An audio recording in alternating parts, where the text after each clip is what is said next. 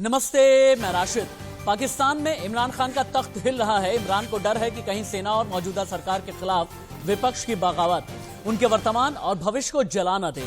विपक्ष ने इमरान खान के खिलाफ जो विद्रोह का बिगुल फूंका, वो अब गृहयुद्ध का सायरन बनकर गूंजने लगा है। नमस्ते, मैं राशिद। पाकिस्तानी सेना के खिलाफ सिंध की पुलिस ने विद्रोह कर दिया। लग रहा है कि कंगाल पाकिस्तान में अब गृहयुद्ध होकर के रहेगा। पाकिस्तान पर FATF यानी फाइनेंशियल एक्शन टास्क फोर्स की कार्रवाई भी हो सकती है।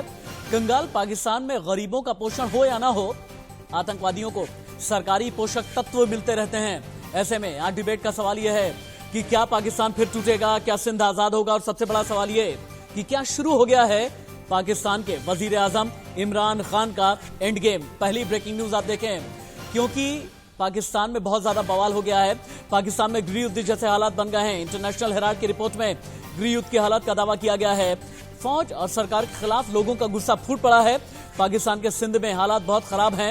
मरियम बिलावल समेत 11 पार्टियों की घेराबंदी में फंस गए हैं इमरान खान। 18-19 अक्टूबर को पाकिस्तान में गृहयुद्ध जैसे हालात बने। रिपोर्ट।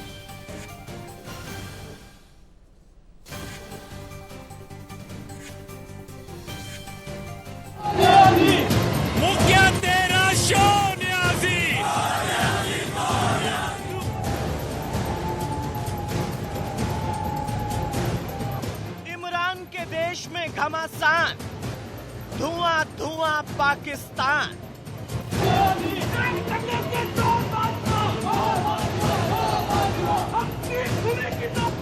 कराची में ब्लास्ट, इमरान के दिन लास्ट।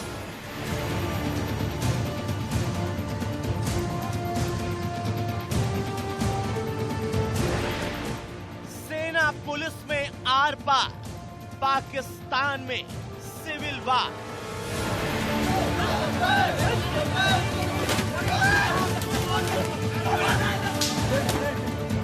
बर्बाद पाकिस्तान की सुबह नहीं,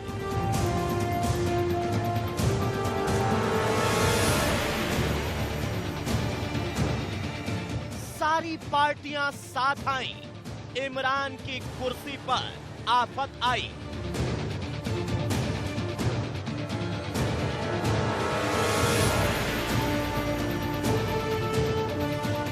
तबाही के रास्ते पर इमरान, सीरिया बना पाकिस्तान।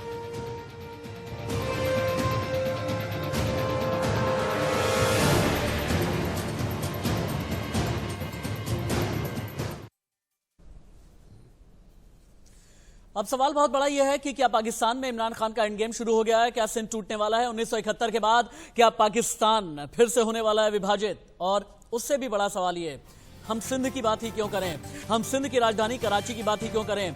कराची से लेकर के इस्लामाबाद तक, इस्लामाबाद से लेकर के बलूचिस्तान तक, बलूचिस्तान के अलावा FATF के जो तमाम इलाके हैं, माफ कीजिएगा, फाटा के जो तमाम इलाके हैं, वहां पर पाकिस्तान का जो हाल है, इसे भी आगे हम आपको दिखाएंगे और बताएंगे। लेकिन हाँ, इमरान खान घिर गए हैं, इतना तय है। और इमरान खान का यह घेराव सिर्फ विपक्षियों ने नहीं किया है, बल्कि इमरान का घेराव जो है पुलिस वालों ने भी किया है, और इमरान का घेराव वहां पर आवाम ने भी किया हुआ है। मेरे साथ में गेस्ट जुड़ चुके हैं colonel Shivdan Singh, defence expert हैं। मेजर मोहम्मद अली शाह मेरे साथ में हैं। इसके अलावा सीनियर जर्नलिस्ट हैं पाकिस्तान के राना अली जुहेब जी भी मेरे साथ में जुड़ गए हैं। Ghulam Abbas Shah, senior journalist, Bol TV Lahore. Retired major Mohammad Ali Shah TV screen पर नजर आ रहे हैं। राजीव चुन्नी चेयरमैन हैं SOS इंटरनेशनल के, आप भी मेरे साथ में जुड़ चुके हैं। राना अली जुहेब, खैर मकदम है आपका इंडियन मीडिया पर, इंडिया न्यूज में। सबसे पहले तो मैं आपसे यही पूछना चाहूंगा कि क्या इमरान खान का एंड गेम शुरू हो गया है? क्या इमरान खान पाकिस्तान में विपक्ष, पुलिस, जनता के बरमूडा ट्रायंगल में बुरी तरह से फंस गए हैं? बहुत शुक्रिया सर। सबसे पहले तो मैं आपको ये बता दूं कि जो ये सवाल है आपका कि क्या इमरान खान के दिन पूरे हो चुके हैं या वो जा सकता है, तो ये तो बिल्कुल बेबुनियाद सा सवाल है। उसकी सबसे बड़ी एग्जांपल हमारे पास इन्हीं इमरान खान साहब का 126 दिन का धरना है, जो लाहौर से शुरू हुआ और इस्लामाबाद डी चौक में जाके ख़त्म हुआ। अगर उन 126 दिनों में जो हालात थे वो पाकिस्तान के आज से भी बदतर थे, अगर उस वक्त इस तरह का कोई मामला नहीं हो सका, तो ये आज तो फिर हफ्ते बाद, 2 हफ्ते बाद, 15 दिन बाद या एक बाद, 2 दिन बाद का ये जवाब है। इसमें गवर्नमेंट को मैंने समझा या उनको रेजिग्नेशन की तरफ में ऐसे हालात करना, ये एक अपोजिशन का मुश्तरका मामला है, लेकिन इससे इमरान खान की हुकूमत को किसी किस्म का राना अली ज़ोहैब का ये कहना है, सीनियर जर्नलिस्ट पाकिस्तान के हैं, उनका ये कहना है कि पाकिस्तान में हालात इस तरीके के नहीं हैं। कर्नल शिवदान के पास में चलते हैं। कर्नल शिवदान कहते हैं, वरिष्ठ पत्रकार, कि पाकिस्तान में हालात ऐसे नहीं हैं, इमरान का कोई एंड गेम शुरू नहीं हुआ है, पाकिस्तान से सिंध अलग नहीं होगा, इस तरह की बातें कही जा रही हैं। लेकिन मेरा मानना यह है, आजादी के बाद से लेकर के अभी तक न जाने कितनी बार पाकिस्तान गृह युद्ध के मुहाने पर खड़ा रहा, लेकिन क्या कभी ऐसा हुआ कि एक आईजी को किडनैप कर लिया जाए, एक आईजी को किडनैप करके पाकिस्तानी रेंजर्स के अधिकारी बैठे और ये कहें कि एक कैप्टन, एक रिटायर्ड कैप्टन की गिरफ्तारी के वारंट पर साइन करो और जबरदस्ती की जाए सिंध की पुलिस के साथ में? क्या इससे पहले कभी ऐसा हुआ है? देखिए, मैं आपको ये बताना चाहता हूं, जो पाकिस्तानी पत्रकार हैं इनको भी बताना चाहता हूं, आजादी से लेकर आज तक पाकिस्तान की सेना के कारण ही पाकिस्तान की ये स्थिति हुई है। पाकिस्तानी सेना वहां की इंटरनल एडमिनिस्ट्रेशन में पूरा का पूरा दखल रखती है, जबकि एक प्रजातंत्र की सेना को इस तरह का काम नहीं करना चाहिए। ये जो पाकिस्तानी सेना ने सिंध में पुलिस के साथ कन्फ्रंटेशन किया है, ये दिखाता है कि कितनी पाकिस्तानी सेना की हाई हैंडेडनेस है। ठीक कह रहे हैं आप। आपको याद होगा कि बांग्लादेश के बदले में भी केवल पाकिस्तानी सेना का हाथ था। एकदम ठीक। पाकिस्तानी सेना ने उस हाँ, कर्नल शिवदान अगर बोल रहे हैं तो मेरा मानना यह है कि स्विचर को, कर्नल शिवदान को टीवी स्क्रीन पर रखना चाहिए। स्विचर जो भी है पीसीआर में, कर्नल शिवदान बोल रहे हैं तो उन्हें टीवी स्क्रीन पर रखें। कर्नल शिवदान बोले। देखिए, आपको याद होगा कि 71 में पाकिस्तान के मिलिट्री डिक्टेटर टिक्का खान ने किस तरह की जातियां बांग्लादेश में की थी, और उसी प्रकार से मुस्लिम जातियों से तंग आके बांग्लादेश अलग हुआ। इसी प्रकार के हालात ये सिंध में पैदा कर रहे हैं, बलूचिस्तान में पैदा कर रहे हैं, और ओके ठीक है, जो ये पुलिस ने नॉन कॉपरेशन शुरू किया है, हाँ ठीक है, बिगनिंग हो चुकी है इमरान खान के शासन। अब मैं काम करता हूं, राना अली ज़ोहैब को मैं एक आईना दिखाता हूं। राना अली ज़ोहैब का यह कहना है कि इससे पहले भी न जाने कितने आंदोलन हो चुके हैं, लेकिन कभी भी ऐसा नहीं हुआ कि पाकिस्तान टूट के मुहाने पर चला जाए। लेकिन राना अली ज़ोहैब, कैम1 को थोड़ा सा जूम करें, जो भी कैमरा पर्सन है, कैम1 को जूम किया जाए और काट करके मेरे हाथ में ये जो चिट्ठी है ना, इस चिट्ठी को दिखाया जाए। ये चिट्ठी है राना अली ज़ोहैब और ये आपकी सिंध की पुलिस की तरफ से लिखा गया है, और इस चिट्ठी में एकदम साफ तौर पर यह कहा गया है कि हमें छुट्टी आप दे दीजिए, जैसे हालात आप लोगों ने पैदा कर दिए हैं ना, लोकतंत्र के लिए ठीक नहीं है, और सिंध की पुलिस का दम घुट रहा है, सफोकेशन में है, और उन्हें यह लग रहा है कि अगर फौज सामने आ रही है, अगर पाकिस्तान के रेंजर सामने आ रहे हैं, और बड़ी बात यह है कि अगर उनके आईजी पुलिस को ही आप लोग किडनैप करके रख रहे हैं, तो फिर क्यों ना हम छुट्टी पर ही चले जाएं, डरे हुए हैं। और इस तरह की चिट्ठी 1947 के बाद से अब तक, जब से पाकिस्तान अस्तित्व में आया है, कभी भी इस तरह की चिट्ठी सामने नहीं आई है। राना अली ज़ोहैब, इस चिट्ठी की वजह से पाकिस्तान एक्सपोज हो गया है पूरी दुनिया में।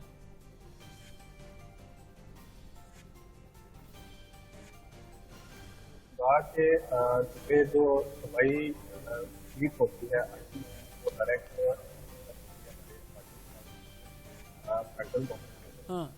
सफाई हुकूमत में पाकिस्तान पार्टी है, तो उनका मैनेजमेंट के जो भी ऑडियो इंजीनियर है, प्लीज कोशिश ये करें, जो भी ऑडियो इंजीनियर है, जो भी गेस्ट हैं, अगर आवाज ठीक से नहीं आ रही है तो टेलीफोन लाइन के जरिए बाईपास करके उनको ऑडियो देंगे तो शायद ज्यादा अच्छा और ज्यादा बेहतर रहेगा।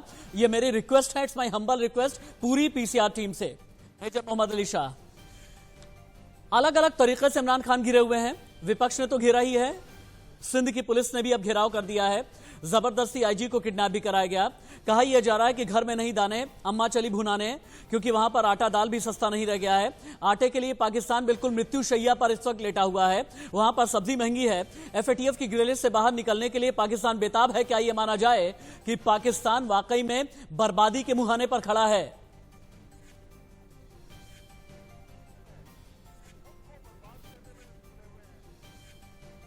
मेजर मोहम्मद अली शाह, क्या आप सुन पा रहे हैं मुझे?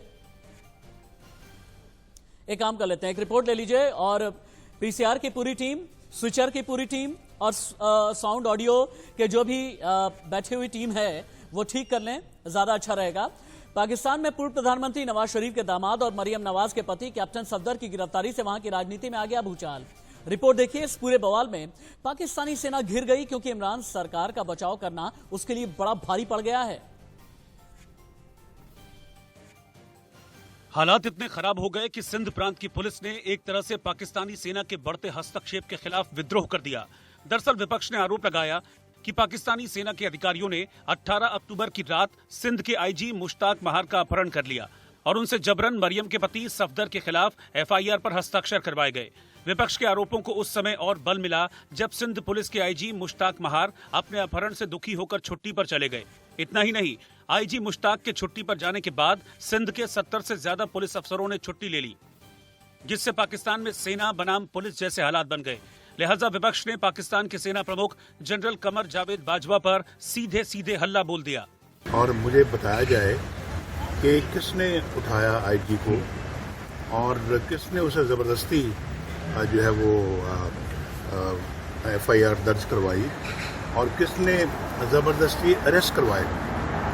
ये सब बातें जो है ना ये इतनी आसानी के साथ ब्रश साइड नहीं की जा सकती। लिहाजा मैं तो काफ़ी अर्से से कह रहा हूँ, मेरा ख्याल है कि वो लोग जो कि शायद जिनकी तादाद बहुत कम होगी, जो तज़ब्ज़ुब का शिकार थे, आज मेरा ख्याल है उनको भी मालूम हो गया है कि जो नवाज शरीफ कहता है वो वाकई हकीकत नहीं है। फिर उसके बाद मैं सिंध की पुलिस को शाबाश देता हूँ जिन्होंने बहुत खुददारी और जिन्होंने बहुत ज़्यादा बहादुरी का सबूत दिया है। इस बीच पीपीपी अध्यक्ष बिलावल भुट्टो जरदारी ने पाकिस्तानी सेना प्रमुख जनरल कमर जावेद बाजवा और ISI chief lieutenant general Faiz Hamid से बात की। साथ ही आरोप लगाया कि मरियम के पति सफदर की गिरफ्तारी से पहले जांच एजेंसियों ने इसकी जानकारी सिंध में उनकी पार्टी की सरकार को क्यों नहीं दी, लिहाजा ये गिरफ्तारी साजिशन हुई। हम नहीं चाहते कि सियासी इंटरफेरेंस हो, मगर इसका ये नहीं मतलब कि कहीं और से हम इंटरफेरेंस बर्दाश्त करेंगे। और हर शहरी के सवाल पे है, हर पुलिस ऑफिसर के it's on the lips of everybody of Sindh, every police officer from the आपका एचएसओ से लेके एसपी तक, एसपी से लेके डीआईजी तक, सब सवाल यही कर रहे थे कि कौन थे जिन्होंने हमारा आईजी के घर का सुबह सवेरे 2 बजे के बाद घेराव किया था। कौन थे वो 2 लोग जो आईजी के घर में गए और आईजी को कहां लेके गया था सुबह 4 बजे।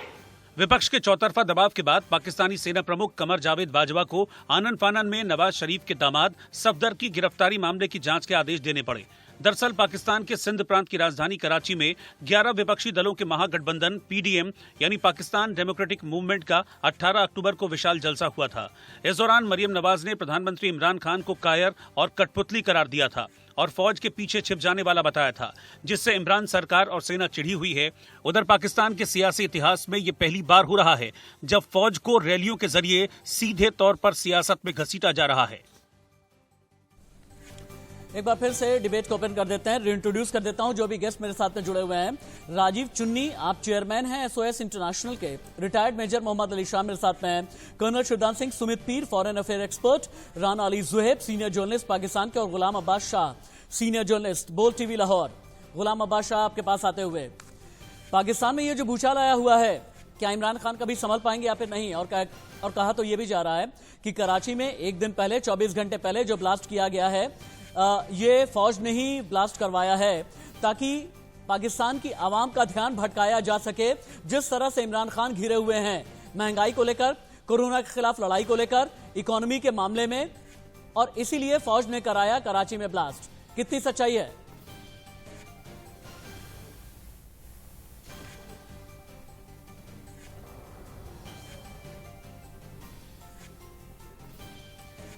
गुलाम अब्बास शाह साहब, क्या आप मुझे सुन पा रहे हैं? मैं राशिद, इंडिया न्यूज की तरफ से बोल रहा हूं। क्या आप मुझे सुन पा रहे हैं सर? गुलाम अब्बास शाह जी, क्या आप मुझे सुन पा रहे हैं? चलिए राजीव चुन्नी के पास में चलते हैं। चेयरमैन एसओएस इंटरनेशनल, राजीव चुन्नी जी, पाकिस्तान में जो भी हो रहा है, कहा यह जा रहा है कि इमरान खान के लिए मुश्किलें बहुत ज्यादा बढ़ने वाली हैं, लेकिन इमरान खान ये कहते हैं ये बच्चे क्या कर लेंगे। इमरान खान कहते हैं कि बिलावल और मरियम नवाज दोनों ही अपने माँ बाप की हराम की कमाई पर आते हैं, हलाल की कोई बात कर ही नहीं सकते, और इसीलिए इनमें दम नहीं है। और इमरान खान अभी भी शायद फौज के सहारे ही ये सोच रहे हैं कि मजबूत बने हुए हैं। क्या वाकई में इतनी मजबूती है इमरान के पास? देखें, ये कहावत है बड़ी पुरानी कि जो किसी के लिए खड्डा खोदता है वो खुद ही उस खड्डे में गिरता है। हाँ। पाकिस्तान का जब से निर्माण हुआ है, पाकिस्तान ने इस तरह की हरकतें की हैं कि वो खुद ही उसमें गिरता जा रहा है। आप देखें कि पाकिस्तान बनते ही जो सबसे पहले विक्टिम हम पाकिस्तान के हमारे लोग हुए जो पाक अधिकृत कश्मीर में रहते थे। पाकिस्तान ने कबायलियों को हायर किया, अपनी फ़ौज को साथ लगाया और हम हिंदू और सिखों पर हमले किए और हमें मारा, हमें डराया, और जो लोग वहाँ रह गए उनका धर्म परिवर्तन कर दिया गया और जो बाकी लोग बचे थे उनको वहाँ से भगा दिया गया। तो इस तरीके से पाकिस्तान करता आया है। आज हो क्या रहा है कि आज आप जिस तरह से गिलगित और बाल्टिस्तान पर कब्जा किए हुए हैं, जिस तरीके से आप पाक अधिकृत कश्मीर पर कब्जा किए हुए हैं, आज वहाँ की पुलिस भी जो है वो पाकिस्तान की फौज के खिलाफ आन खड़ी हुई है। तो मैं समझता हूँ जिस देश में पुलिस फौज पर हावी हो जाए वो देश कभी भी ये नहीं कह सकता एकदम कि ठीक कह मैं रहे हैं सुरक्षित हूँ। और राना अली जुहैब, आप लोग अपने आईजी को ही किडनैप करा लेते हैं क्या? ये कौन सी जमहूरियत है आपकी? अपने ही आईजी पुलिस को किडनैप करा लिया आपने। अजीब हैं आप लोग। राशिद साहब, देखिए ये मामला हुआ तो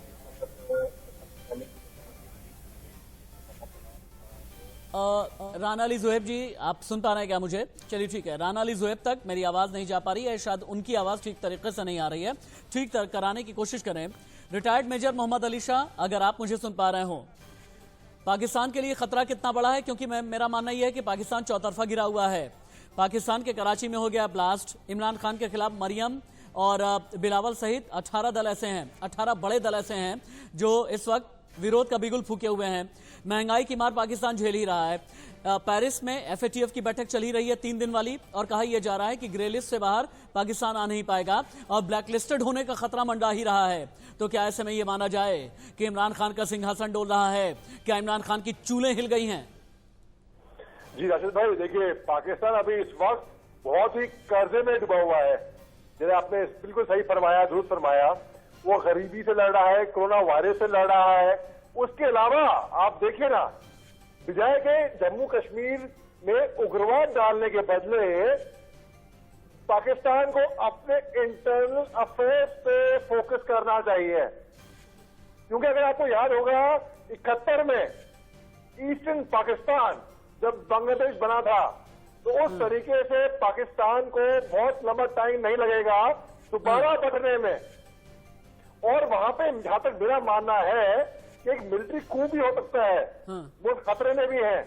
और मैं तो बिल्कुल दुरुस्त बोलूंगा कि जी हाँ, इमरान खान की गवर्नमेंट इस टाइम पे जगमगा रही है। आपको मैं बताऊं, जैसे आपको एक छोटा सा उदाहरण दे रहा हूं मैं। ओके ठीक है, सुमित पीर के पास भी चलते हैं। सुमित पीर, कहा यह जा रहा है कि सिंध टूटने वाला है, और यह सवाल मैं एक ऐसे दिन पूछ रहा हूं जबकि तारीख है आज की 22 अक्टूबर।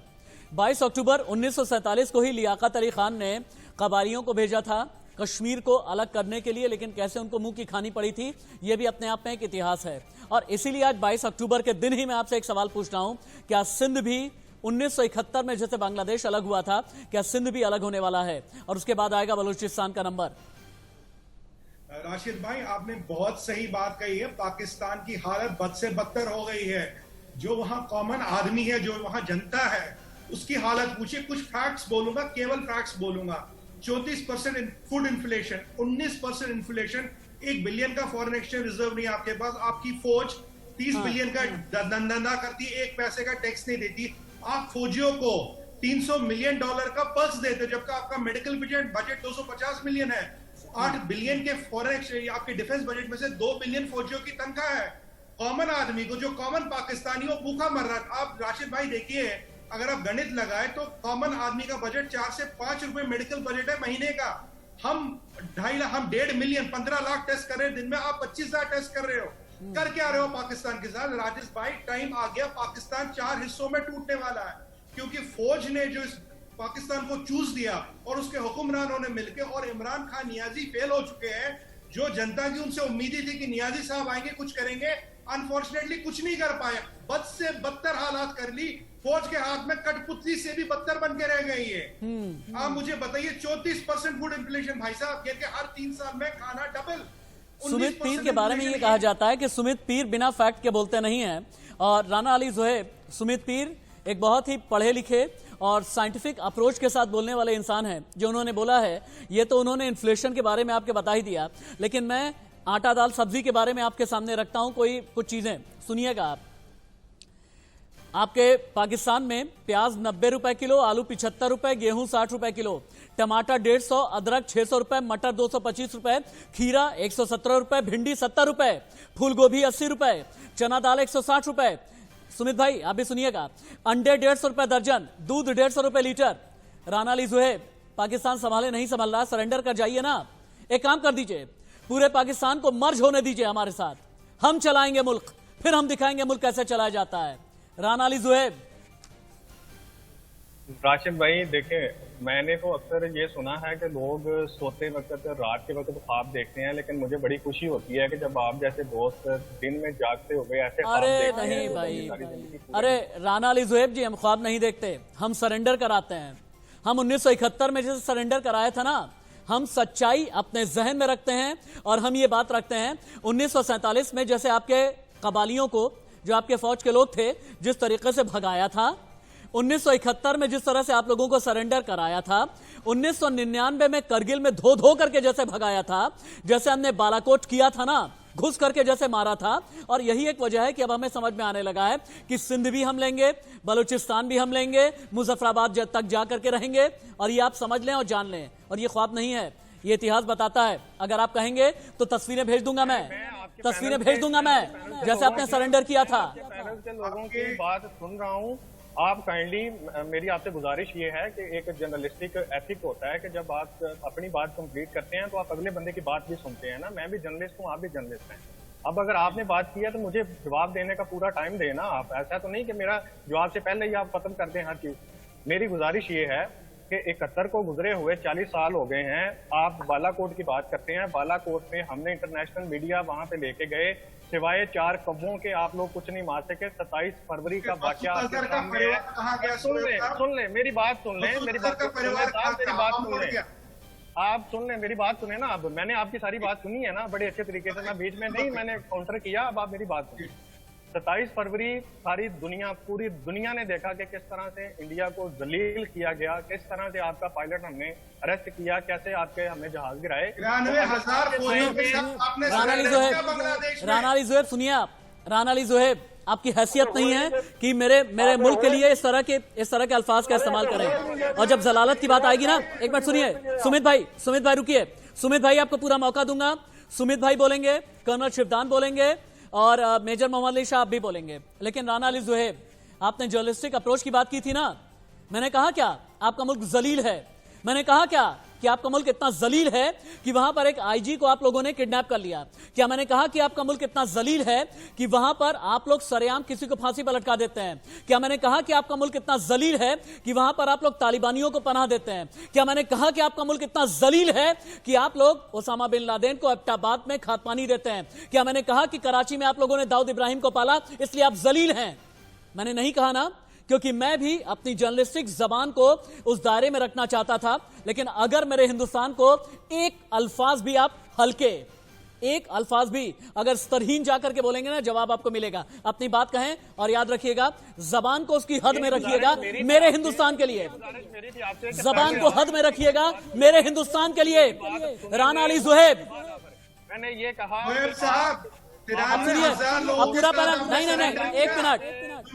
सबसे बड़ा सुमित भाई इनको बोलने दीजिए, सुमित भाई इनको बोलने दीजिए, उसके बाद आपके पास ही आऊंगा। सुमित भाई इनको सुनते हैं, बोलने दीजिए, निकलने दीजिए इनकी फ्रस्ट्रेशन। हाँ बोलें राना अली ज़ोहेब, बोलें।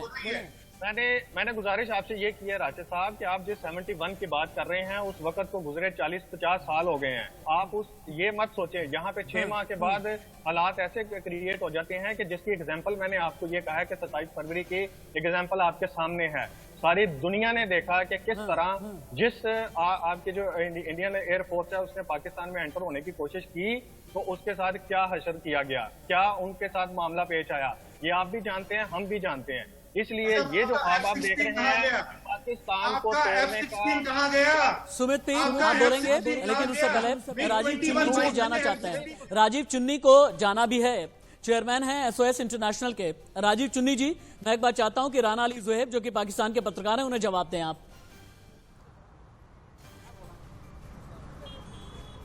देखिए, मैंने तो पूरी तरह से उनकी बात सुनी नहीं है, लेकिन एक बात मैं ज़रूर कहूँगा, आज हम जम्मू में काला दिवस मना रहे हैं। ये इसलिए मना रहे हैं कि मेरे यहाँ गिलगित के, बाल्टिस्तान के, मुजफ्फराबाद के, मीरपुर के और पुंछ के लोग मेरे यहाँ आए हुए हैं। वो इसलिए मना रहे हैं कि हमारे 70,000 लोगों को, हिंदू और सिखों को गाजर मूली की तरह काटा गया था। सिर्फ किस लिए कि पाकिस्तान चाहता था कि जम्मू कश्मीर को हम हड़प लें, यहाँ की डेमोग्राफी को चेंज करें, हिंदू और सिखों को या तो मार दें या फिर डराकर यहाँ से भगा दें। और आज पाक अधिकृत कश्मीर में ये हाल है कि आज की तारीख में एक भी हिंदू या सिख वहाँ जिंदा नहीं है। या तो इन्होंने मार दिया या उसका धर्म परिवर्तन कर दिया। और जिनकी आप बात कर रहे हैं ये हिंदुस्तान में आए और यहाँ आकर दृश्य देखें। यहाँ हिंदू हों, सिख हों, क्रिश्चियन हों, ईसाई हों, कोई हों, हर आदमी, मुस्लिम हो, वो यहाँ पर मज़े से रह रहे हैं। पूरे अख्तियारात हैं उनको बात करने के, अपनी बात रखने के। लेकिन आप किस देश की बात कर रहे हैं? वो तो एक फेल्ड स्टेट है। और मैं कहता हूं कि पाकिस्तान पर मुकदमा चलना चाहिए। जो 70,000 मेरे लोगों का कत्ल किया था पाकिस्तान ने, यूनाइटेड नेशन के अंदर जाना चाहिए। और इस बात के लिए पाकिस्तान पर मुकदमा चलना चाहिए। और जो लोग जिम्मेदार